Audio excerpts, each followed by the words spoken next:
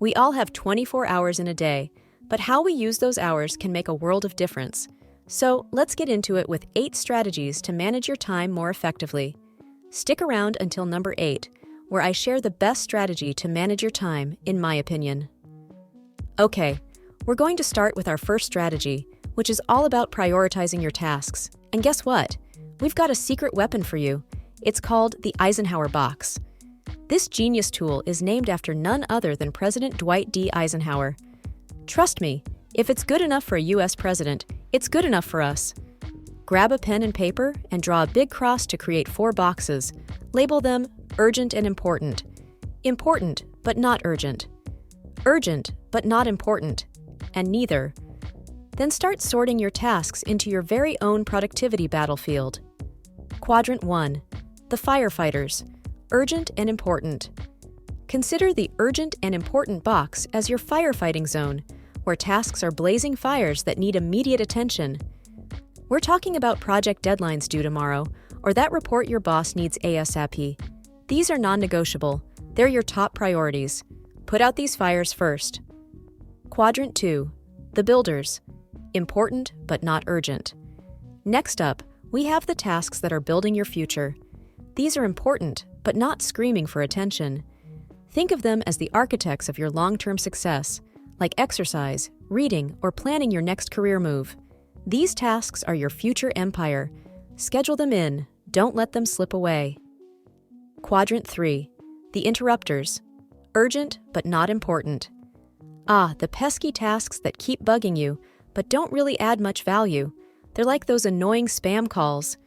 Answering non-essential emails, attending meetings that could have been an email. You know the drill. Delegate these tasks or batch them together. Don't let them steal your focus. Quadrant 4. The time wasters, neither urgent nor important. And finally, the tasks we all love to hate, the time wasters. Mindlessly scrolling through social media, binge-watching that new Netflix series, fun, but not helping you reach your goals.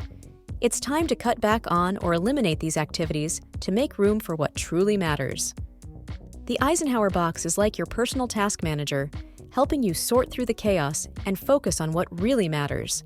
Start using it today, and you'll be amazed at how much more productive you can be. All right, everyone, let's dive into strategy 2, time blocking.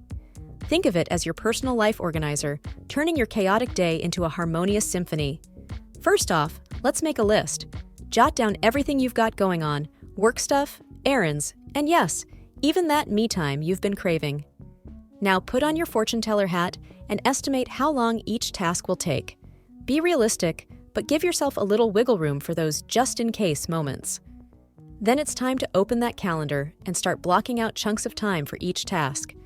Think of it as reserving VIP seats for your tasks in the theater of your day. Got tasks that are similar? Group them together.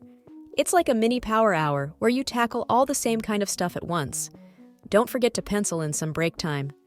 A quick coffee or a stretch can work wonders for your focus. Once you've got your plan, try to stick to it.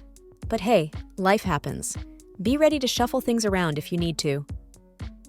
At the end of the day or week, take a few minutes to look back. How'd it go? Use that info to tweak your next round of time blocking. Time blocking is like being the DJ of your own day, mixing the beats of work, play, and relaxation into a track list that's uniquely you. Let's move on to our third approach, which is all about becoming a master of your own focus by eliminating distractions. In today's world, distractions are like those pesky pop-up ads, annoying and everywhere. So how do we tackle this digital minefield? Let's break it down. First off, let's play detective. What's stealing your focus? Is your phone buzzing like it's got a life of its own? Or maybe it's the constant chatter from colleagues or family. Pinpoint these culprits so you know what you're up against. Next, think of your workspace as your personal fortress of solitude. Keep it organized and free from clutter. Having a dedicated space helps signal to your brain that it's go time. Turn the tables on tech distractions by using apps that actually help you focus.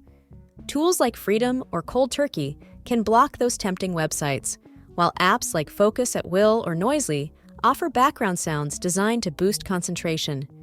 Make it clear when you're in focus mode. Whether that means closing your office door, putting up a do not disturb sign, or just letting people know you're buckling down, setting boundaries is key. Let's be real, going cold turkey on distractions isn't realistic.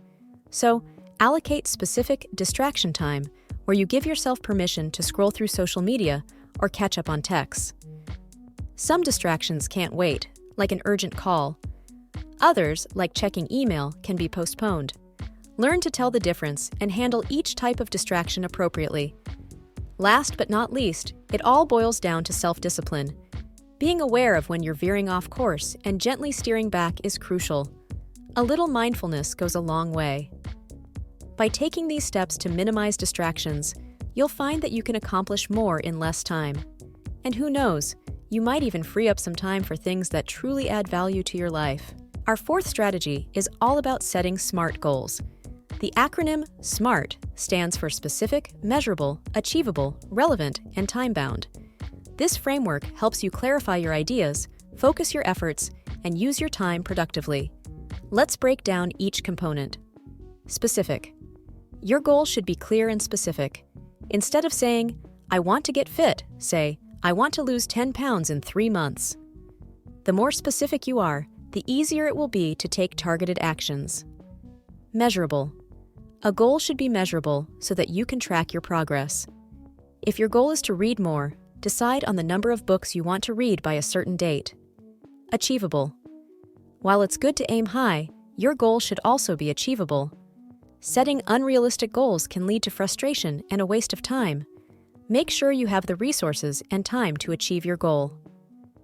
Relevant. Your goal should be relevant to your life's direction and long-term plans. If you're aiming for a promotion at work, a relevant goal might be to take on extra projects or learn new skills. Time-bound. Every goal needs a deadline. A time-bound goal creates a sense of urgency and helps you prioritize your time effectively. Here's an example of a SMART goal. I will walk 10,000 steps every day for the next 30 days to improve my health. This goal is specific, 10,000 steps. Measurable, you can count steps. Achievable, it's a realistic target. Relevant, it's related to improving health. And time-bound, 30 days. By setting SMART goals, you give yourself a roadmap for success. You'll know exactly what you need to do, how to measure your progress, and when you've achieved your goal. This clarity is invaluable when it comes to effective time management. Okay, let's talk about our fifth strategy, using technology wisely. Now, technology can either be your best friend or that friend who keeps tagging you in memes when you're trying to work. Let's make sure it's the former. Here's how. First up, task management apps like Todoist or Asana. Think of them as your personal assistants, reminding you of what needs to be done. They'll nudge you so you don't miss deadlines. It's like having a mini coach in your pocket. Next, let's talk calendars. Google Calendar or Microsoft Outlook are your go-to tools here. Use them to block time for tasks, just like we discussed in Strategy 2. It's like having a GPS for your day. Automation is your secret weapon. Tools like IFTTT or Zapier can handle the boring stuff for you. Imagine automatically saving email attachments to a specific folder. It's like having a digital butler. Last but not least, time-tracking apps like Rescue Time. These apps show you where your time is going, so you can make smarter choices. And hey, if you sign up through the link in the description, you'll be supporting this channel and getting access to all of Rescue Time's features. It's a win-win. By making these tech tools part of your daily routine, you're not just saving time, you're investing in a more productive and fulfilling life. So go ahead, make technology your ally, not your distraction. Next up, we're going to discuss a strategy that's not just for CEOs and team leaders, delegation. Think of it as having a co-pilot in the journey of your life, someone who can take the wheel while you check the map or simply enjoy the view. First, make a list of tasks that you can potentially delegate. These could range from household chores like grocery shopping or lawn mowing to organizing a family event. The key is to identify tasks that don't necessarily require your unique touch. Delegation is a two-way street. Whether it's a family member, a friend, or a colleague, make sure the person you're delegating to is capable and willing. You wouldn't let just anyone take the wheel, would you?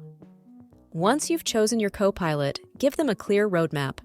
Whether it's a list for grocery shopping or a brief for a project, clarity is key to successful delegation. Timelines aren't just for work projects. If you need the lawn mowed before the weekend barbecue, make that clear. A deadline helps keep everyone on track.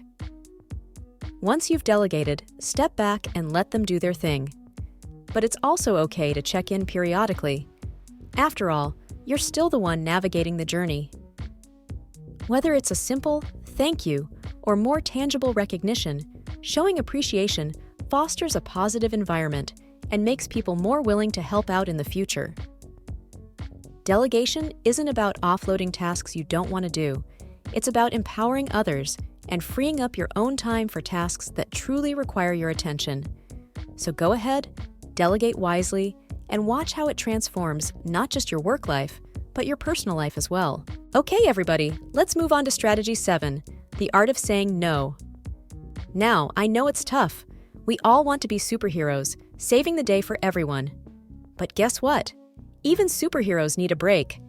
Here's how to master the 2-letter word that can be a game changer: no. 1. Assess relevance. First up, be your own gatekeeper. Before saying yes, ask yourself, is this in line with my goals? If not, it's prime material for a polite no. 2. Consider the time commitment. Time is money, folks. If a task is going to eat up your time and it's not part of your master plan, it's time to roll out the NO. 3. Be honest but tactful. There is no need for a song and dance. A simple, I can't commit to this right now, is both honest and graceful. Remember, it's not what you say, it's how you say it. 4. Don't feel guilty. Here's the kicker.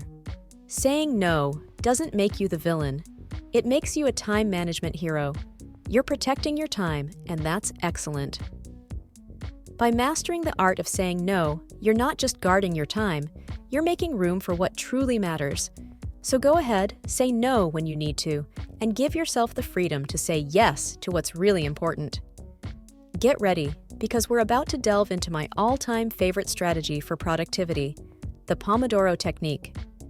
Created by Francesco Cirillo. In the late 1980s, this method is named after the tomato-shaped timer he used during his university days. It's a simple yet effective way to manage your time and focus. Here's how it works.